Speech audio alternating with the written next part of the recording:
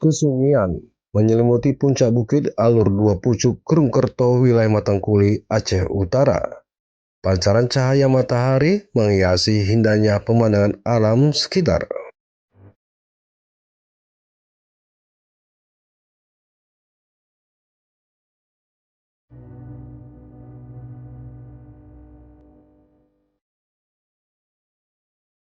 Tiada yang mengira daerah definisi hutan ini terdapat makam pahlawan nasional seorang tokoh perempuan dari Aceh bernama Cunyak Mutia atau yang dikenal Cut Mutia.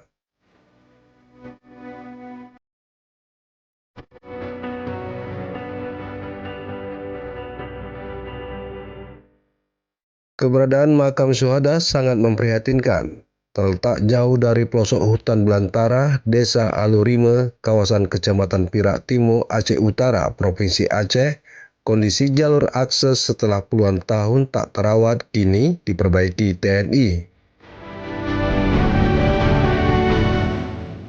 Sebagai generasi penerus bangsa, keteguhan pimpinan TNI di Aceh sangat menghargai jasa para pahlawan, merawat situs-situs sejarah tokoh nasional yang berada di wilayah Provinsi Aceh.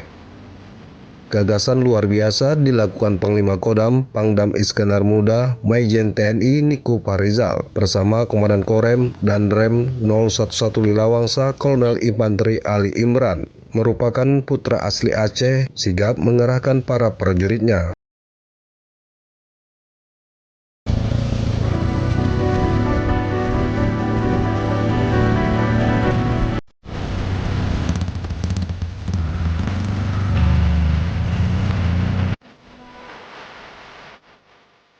Di bawah pimpinan Dandim Letkol Kavaleri Mahyar bersama prajurit TNI Kodim 0103 Aceh Utara membuka pembangunan jalur akses baru menuju makam. Langkah ini dilakukan TNI bertujuan untuk mempermudah pengunjung maupun penziarah.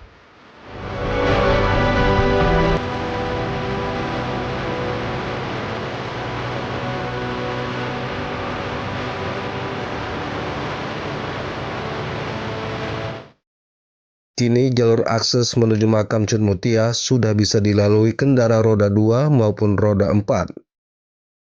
Sebelumnya puluhan tahun jalan menuju makam tak terawat dan sangat memprihatinkan.